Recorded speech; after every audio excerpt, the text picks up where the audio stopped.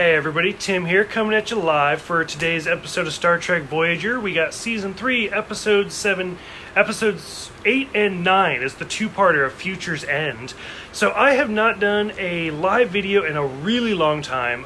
In fact, for Deep Space Nine, I don't think I did one at all, going all the way back to the Emissary pilot. I don't think just with work and personal life, stuff like that, I never really had time to do a live video. And even now, for me, it is 12:30 in the morning, and I have a few days off. I took this whole week off of work, so I was like, hey, why don't I just do a live video? And I am wearing my Golden Girls t-shirt because my husband and I just did a Golden Girls review for my YouTube channel, and I was like, oh, as soon as we were done with the video, because it's National Cheesecake Day on top of everything, I was like, oh, I didn't wear my t-shirt, and so I decided I'll just wear the Golden Girls for this video, so it balances out. So overall, I thought this was a great two-part episode as far as Voyager goes. The Season 2 to Season 3 two-parter did not do it for me at all. Whereas this one, I felt like really had some great connections and some great, overall great storytelling. And what would a live video be without me drinking throughout the whole thing? Jamie says, good morning. Good morning to you, Jamie. It's kind of evening for me. Like I said, it's 12:30 in the morning. I should definitely be in bed, but it's I've never done a video this late, I don't think. So I'm kind of curious to see how many people pop in and comment. So I'm super excited. And it seems like a lot more people are excited more for Voyager than they were Deep Space Nine. Ooh, I made that a little strong. So this episode starts out with it being 1967 Earth, which already from the first, from that opening scene, I was like, oh, wow, that's kind of interesting. I'm kind of surprised they didn't bump it back a year to 66, so that way they could have had that, this is the year Star Trek debuted. So I'm kind of curious why they picked 67. And then from there we go to the present, where Voyager takes place, and we meet Captain Braxton, 500 years from the future, the 29th century, and he basically just starts attacking Voyager. And like I said, from the very beginning, it's super intense, and you're like, what's going on? And overall, they're just getting bombarded, and of course, Voyager, being what it is able to kind of defend it. And then he starts hailing, and he's like, you need to lower your shield so I can destroy you. And Captain Janeway's like, I think not.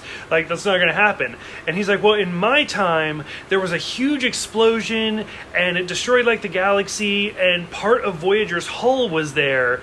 And so it's your fault, so I'm here to destroy you. And he's from the Temporal Federation, which I love. I thought that was super great, because if you go back to the original series, especially I think it was the third season, every other episode had to do with time travel and them warping around the sun to kind of go back in time. What was it, the All Our Yesterdays, where pretty much at that point the Enterprise's job was to go back in time and just kind of see what was going on and not interfere.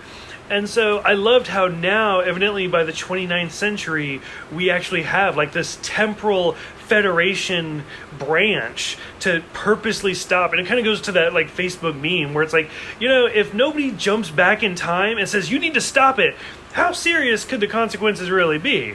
So I loved how that happened. So, of course, a temporal rift's open, and Voyager gets sucked through, and they go back to the year 1996, which, coincidentally, is when this episode takes place. And, it seems like there's always that obligated time travel episode with sci-fi where they go back to the time where it takes place. We saw that even in, I said, in the original series, where they would go back to the 60s. And now here's this episode, they go back to 1996. And I love Tuvok's line where, Paris is kind of the know-it-all for this time period. And he's like, we need fast cars, we need clothes, and we need lots of money. And they get there, and Tuvok is like, we could have worn our Starfleet uniforms. Nobody would have cared. That is not true. I'll just tell you right now.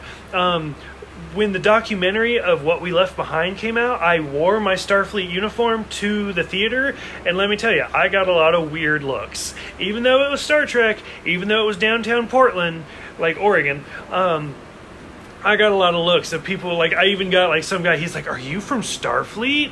And I was like, you need to back off right now. And so you get weird looks in a Starfleet uniform, no matter where you go.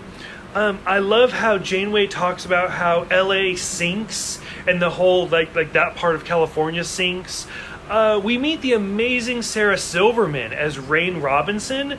Love that character. Sarah Silverman's great, and I think it's funny how like 20 years from now she's still huge. Like even like Wreck-It Ralph, stuff like that. Still such a terrific actress. I'm super excited. And supposedly, they had actually wanted Rain to be a reoccurring character in the series. Like they were going to kind of bring her aboard, almost like they did with like in Star Trek 4, where they brought her to the future. They were going to do that with Rain, but at the last second they decided to go with 7 of 9 instead.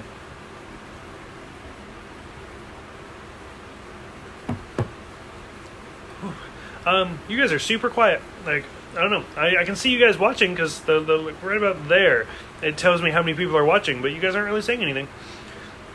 From here, the big twist shows up, where we see this giant developer who is Rain's boss, Henry Starling, and he's just like this crazy scientist, has all sorts of technology and stuff, and you see the tattoo on his hand.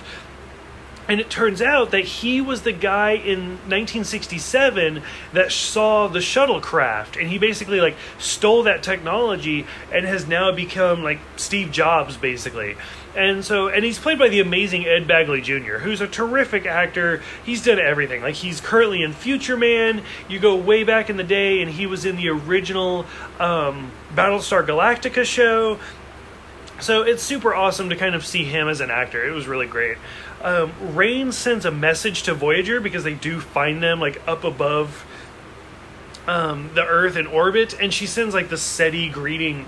And what kind of caught me off guard was like Harry pulls up this greeting, and it's like, "Hello, welcome to Earth," over and over and over again in several different languages, which like as we as viewers watching this episode was great, where it's like, oh, we see all of this like cliche like welcome to Earth, but in theory Harry and everybody else on the bridge wouldn't be hearing those different languages because of the translator. He would just be hearing the same thing over and over and over again in English. So I thought that was kind of interesting that they either forgot about it or just didn't care and wanted it to be in all the different languages. Yes, this is the episode the Doctor gets his mobile emitter. A little bit of a spoiler, because I'm not quite there yet. But yes, I'm super excited about that point, too. So Janeway and Chakotay are kind of roaming around LA, and they find Captain Braxton.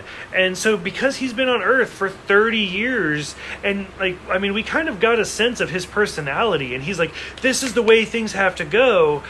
Clearly, he would not blend in well with, like, 20th century Earth.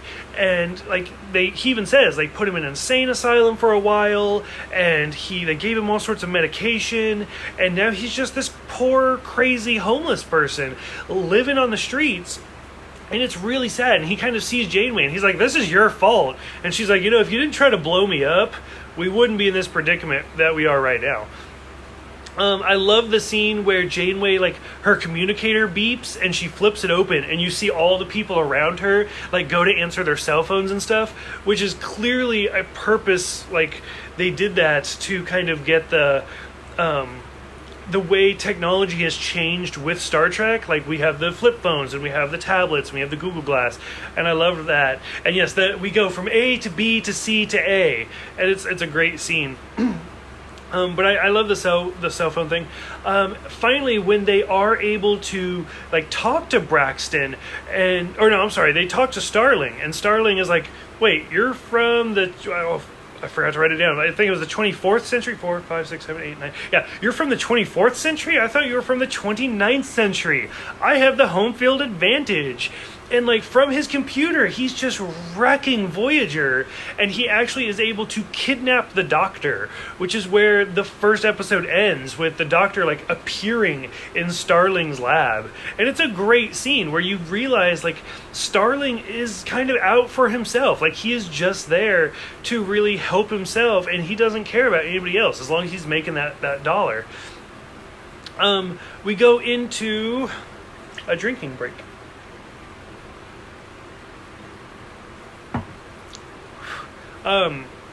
We go into part 2 where he actually tortures the Doctor.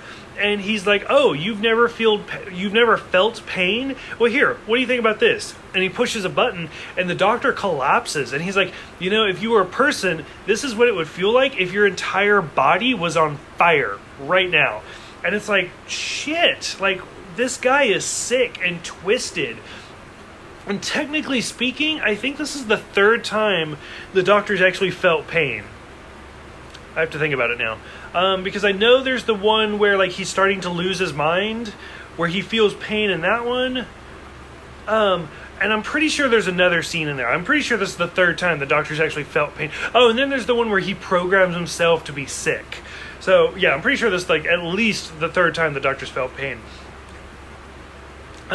From here in this part 2 is where the Doctor gets the mobile emitter, which will last throughout the series, and I thought was genius. And personally, I could be wrong, but I felt like that little piece right there is what made them write this whole 2-part episode, because the writers have stated like they had such a hard time with the Doctor. How do you have a character that's only stuck in sickbay? Like every time somebody wants to talk to him, please turn to the emergency medical hologram channel, and like he can't really do anything.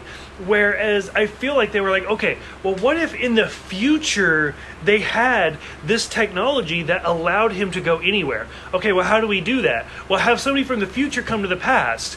Well, how are we going to do that? Well, have them go to 1996 and we'll just film it here. So I feel like this little piece, the mobile emitter, was kind of the be-all of this whole 2-part episode. I could be wrong, but that's just kind of what I got out of this. And they, like I said, they use it for the rest of the series, and it's kind of great to watch the Doctor slowly branch out of sickbay and slowly start to get around. I loved where they have the semi-trailer and the shuttle is in there, and watching them blow up the shuttle, or blowing up the semi-trailer to get to the shuttle. It was the worst CG ever. Like, it did not age well at all, but it was such a great scene to kind of watch them attack the shuttle, and them just kind of bringing up like the temporal prime directive, like, oh, we can't do this because it'll change the course of history. Now by the time we get to the end, I'm reading your comments as you guys pop up, so that's why I keep pausing. By the time we get to the end, of course, things kind of go back to the way they were, but this is one of those few instances where they do change for the rest of the series. So, for example, the Doctor's mobile emitter will change the series, or spoiler alert, when we get to the Delta Flyer, that will kind of change for the rest of the series, because it introduces a new, almost character. The Doctor's been here since the first episode, but now he's mobile, so that introduces something new to his character. So I loved how they actually were able to do that. Do I ever get bored talking about Star Trek? No, I never do.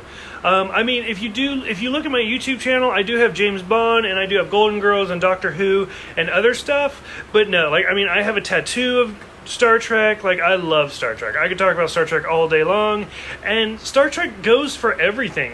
If you like old campy stuff, there's the original series, there's the Next Generation Deep Space Nine Voyager trilogy, even going into Discovery, which is a whole new audience. I could talk about Star Trek all day long, every day. And trust me, you can ask my husband, because he gets annoyed by it.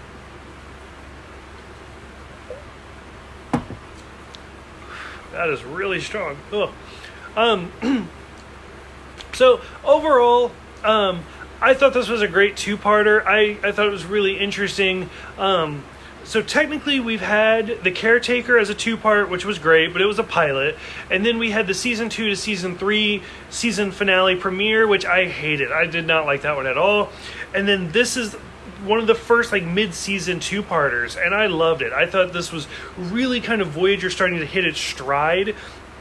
And to be honest with you, I felt like they never really knew what to do with Kes. So by the time we get to the end of season 3 and we get into the Scorpion and introducing 7 of 9 and stuff like that, I feel like is where Voyager really gets to be the best that it can be. And that's really all I got. This is kind of a short little live video, but I haven't done a live video in so long. And I've had a couple of you reach out to me, and they're like, are you ever going to do it again? And I was like, I'm sorry, man. I work 60 hours a week, and then I have like my personal life, and then I have like my dogs and my husband, and I'm always tired. So boss, love the show. That was a great show too. Why, thank you. I love Golden Girls. If you haven't seen my Golden Girls reviews, I'd be super interested to know what you think about those. So, I mean, I can try to do more live videos if you guys actually do like the live videos. I do like some of the seeing your comments come up. I do like interacting with you guys. Sometimes it is just a matter of like, when do I work compared to when do I have time to actually kind of sit down and do these, where it's easy to sit down and just blitz out a video in 4 minutes and be like, here's the review, there you go. Whereas sometimes like this, it's difficult to kind of sit down and be like, oh, now I have to sit down, kind of have a conversation, prepare myself. John says, Kes is never brought back after that, right? We never find out what happens to her after she ascends. No, she comes back for one episode. It's like season 6. It's like the end of season 6, where she's like a really old woman, and she just tears apart the whole ship. Unless you're talking about after that one. Apparently Jennifer Lynn was fond of certain circles. Yeah, I knew that. First time mad. One time mad. I don't know what that means. I think we do see her as per the alternate timeline. No, so we'll see Kes throughout the rest of the 3rd season, and then she leaves, and then we'll see her one more time at the end of season 6. So I'll let you guys kind of discuss that amongst yourselves. But I don't know, like, I always felt like Kes was an interesting character, but they didn't know how to write her. Like, especially the next episode, Warlord. I won't get into any spoilers for that one, but like, oh, that one was a rough one for me to watch. But I don't know, like, and then they kind of like took her away and they replaced her with a great character, but it was nothing but sex appeal. Like, I love 7 of 9 to death. She's a great character. She was just put in for sex appeal. So I don't know. I have like a weird relationship with her.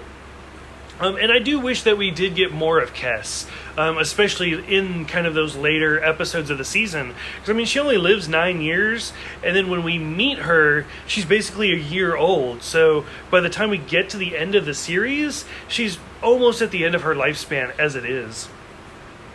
So if you got anything else, let me know. Let's see. Do I got anything else for this episode?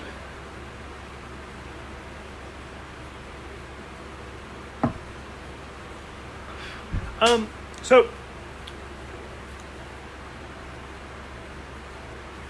all the girls, Seska, Kes, B'Elanna, and 7. Is there anybody else?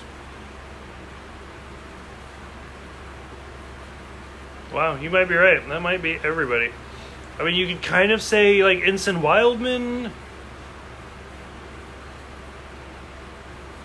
I agree, 7 was only put in to keep the boys happy. Yeah, like, I love her as a character. I'm super excited to see her in Picard, but 7 was only in there to kind of get, like, the guys excited, which I'll talk about more when we actually get to her character.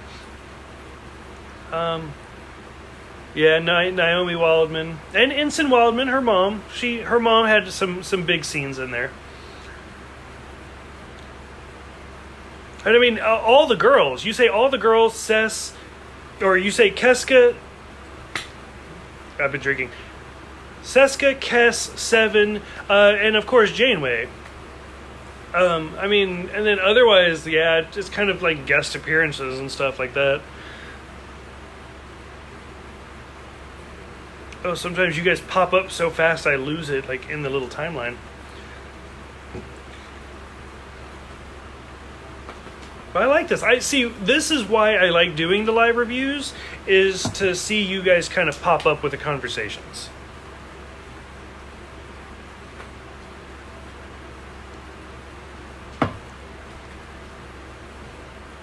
Come here. You want to come say hi? Little Bear likes to say hi as well. Oh, Michael's watching. Hi, Michael. I thought Michael only watched the James Bond videos.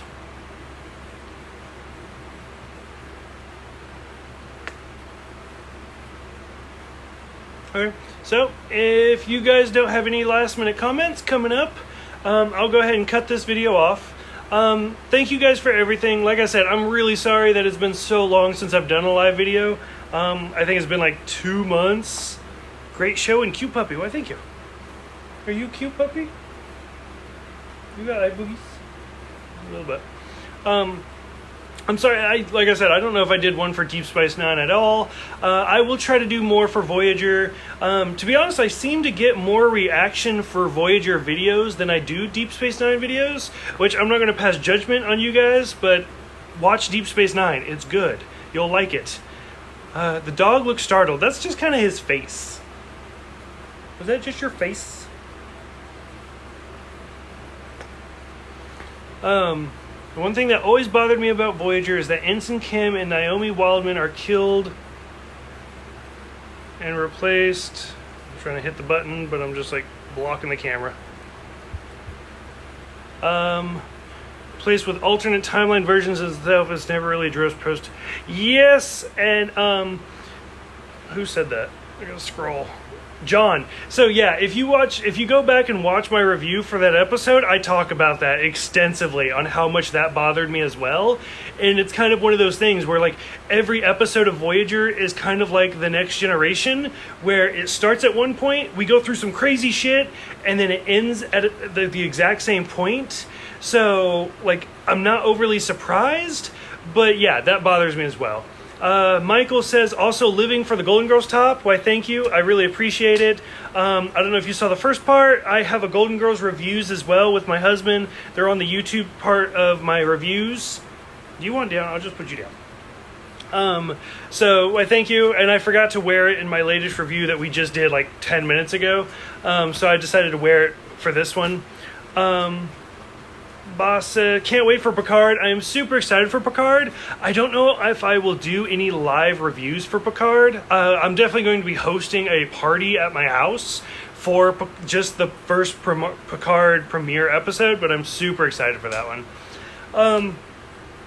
Now see, now you guys are just popping out of the woodwork with comments.